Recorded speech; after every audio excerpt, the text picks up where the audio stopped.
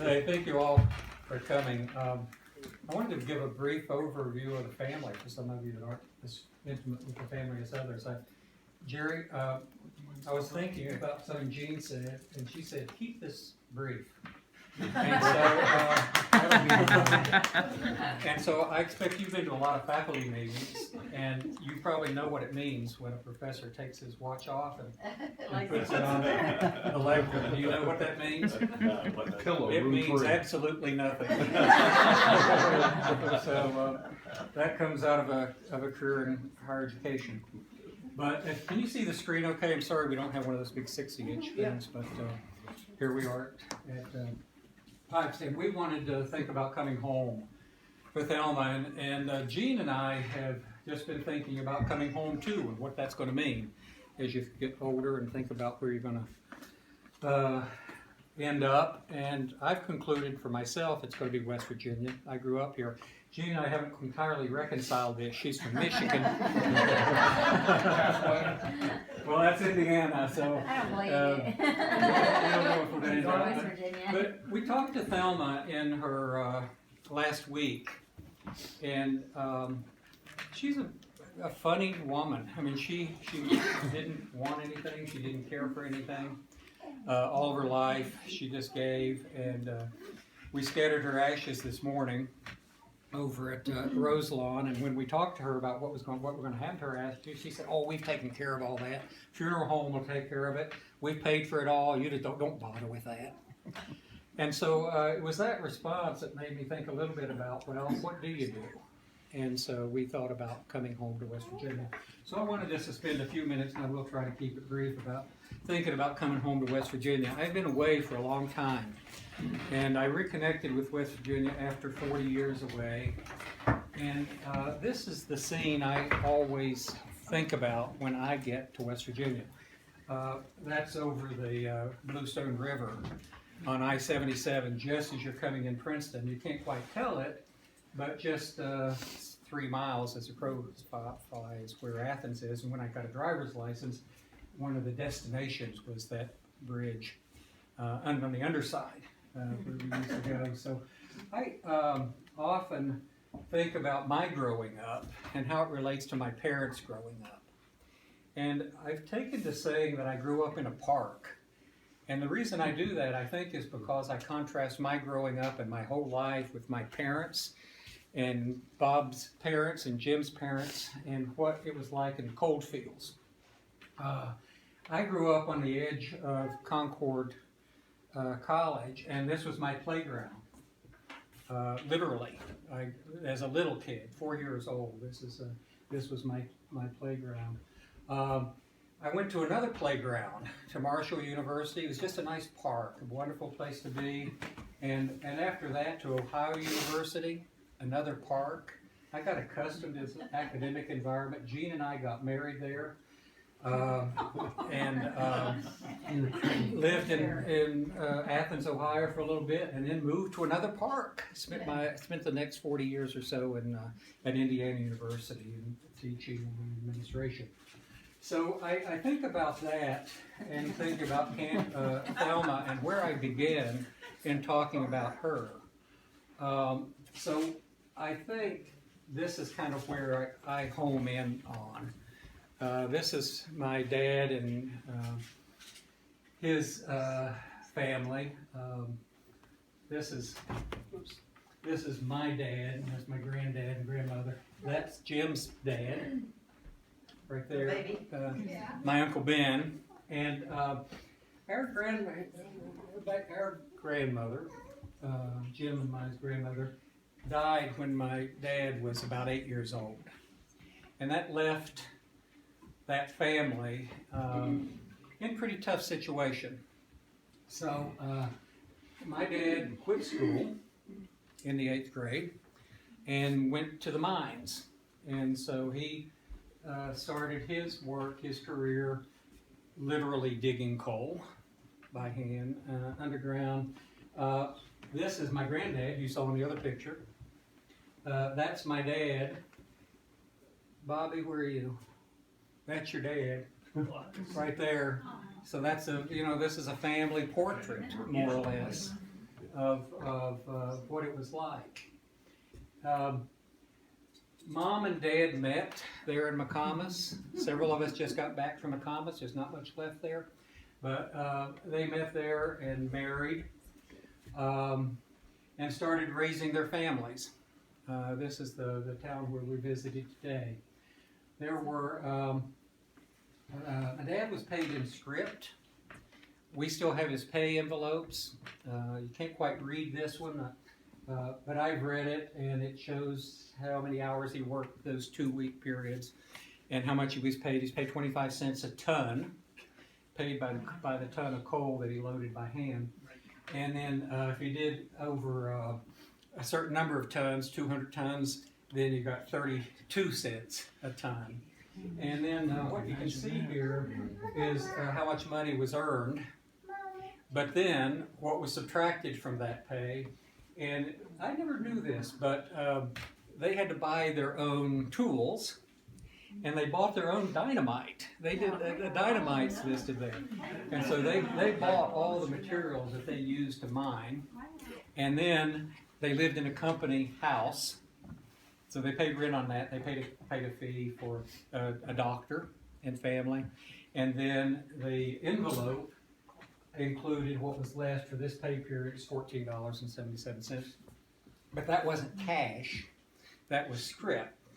And so they were paid in these coins and dollars that could be used back at the company store, which is right here in that photo, and people lining up for payday at the store. So we, Jim and Bob and I today, found the foundation of that store.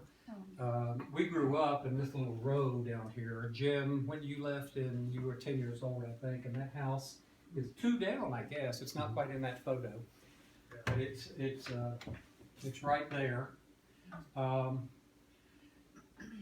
4 sisters. I had 4 sisters, and they took their first vacation to Florida in 1946. It's when this photograph was taken, and enjoyed that. I was in arms. That's where I was in the order of things.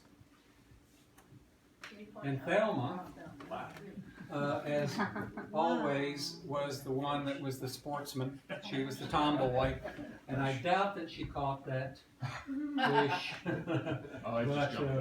But she's here, and this is Thelma, and Thelma's always toying around. Mark, you can probably find yourself there. I can make these slides available to you so that you can examine them a little more closely. Here are the girls again. Here's Thelma. This is Nancy and Martha, and the person with the frown there who's always older. That was Mary. Yeah, and so she kind of stood out as the one that wasn't part of the gang. She was the sophisticated one. She was sophisticated. And actually she's a part of Thelma's story and all of our story too, because she wasn't in a lot of these photos. As you see there, she was a little above it. Now she is in that one. My dad liked horses. Now I always, as I look back on photographs, I had these 4 girls always looking over me. Now in this photo, they look a little disgusted. I'm not quite sure what I'm doing there. But that was at Mill Dam down near Spanishburg, which we just visited recently. The creek is still there.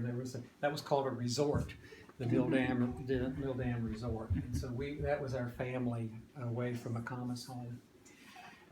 Thelma was Dad's girl. He was. I think Dad always wanted a boy. And I came along really late. Right, Martha? Really late. Yeah, I was a lot younger. But Thelma was Dad's boy. She was a tomboy. She was with him all the time, and Dad and Thelma were kind of inseparable. Here they are in order of age. And this is Mary. And Mary wanted to go to college. She was interested in music. Now, it's interesting to come from McComas to me and to think about these girls and to think about being interested in music. And as you said, Jim, she was a little more sophisticated. She thought about herself as sophisticated. She thought about herself like that because that's the way she was at Concord. That's the way she looked. She was a music major. Well, the short of this story is my dad, in this environment, that's our street, could not afford to send Mary to college. He sent her for a semester and realized that wasn't going to happen.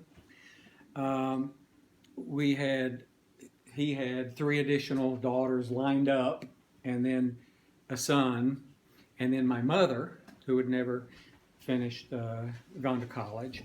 And so this was kind of a strategic move, my dad's part primarily, to move out of the coal fields when I was 4 years old and to move into a completely different environment over into Athens. And so my dad rented that Holroyd house on State Street, and we lived there for a while. And my dad, I think about this today, drove back to McComas every day because he continued to work there.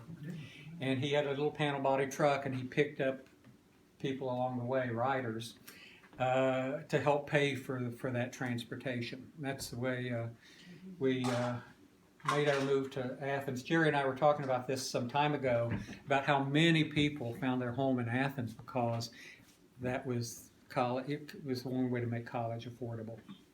So we actually lived in different houses while we were in Athens. Thelma and Martha here in the front of the Holroyd house yard. We took advantage of pipe stem. It was growing in the late 60s, and bluestone. We were always down there. And so this is kind of where my interest in parks began. You know, going back and looking at McComas is tough for me because I don't have a lot of memories, not nearly the memories Bob and Jim have of those days because I was so young when we left. Let's settle down there, girl. We moved to a house over on Cooper Street that's torn down now. The college owns that, the university owns that home now. But here's Thelma and Mary and Martha, Nancy, and that's me, and Helen Carol Surratt there. And that's one of the few family pictures we have in that house. But a lot of my memories are from that house because I walked out the door and faced Sarvey Hall. This is not actually a wedding picture. I don't have a wedding picture. Thelma and Nick eloped. They were married in Harrisburg, and they came back to Athens in our house there on Mill Street for their reception. We had the reception in a room about half this size. And I have that video, but I'm not going to take that time because Gene says keep this short. Gene, you might want to describe some of these. This is we had reunions every year for several years while my mom was still living and after my dad had passed away. This was shortly after your mom passed away. This was in Zionsville, right? Mm-hmm. At the Yes, home in that's Zionsville. On the gazebo. Right. Gazebo. Mary, Thelma, Nancy, and Martha. There's the handsome guy in the back. And then that handsome guy in the back. Gene, not too many years ago, said, "You know, I never saw you without a mustache. And why do you have that?" And I said, "Well, when I was in college, I had this real round face, and I always wanted to feel like I looked a little bit older, and so I thought that helped." And she said, "Well, it's worked all these years, but you may not need it anymore." So I shaved that off while she went grocery shopping that day and never put it back on. But that's true. I had a mustache for mom. This another reunion picture. You can pick out Thelma over on the right, and everybody else. This is in Winston-Salem, isn't it? Oh, is that at Thelma's Last- house? Yeah, I think that's the last reunion. That's it. Oh, that's right. That's it. That's at Athens. Nancy's That's house Athens, in yeah. Athens. We got away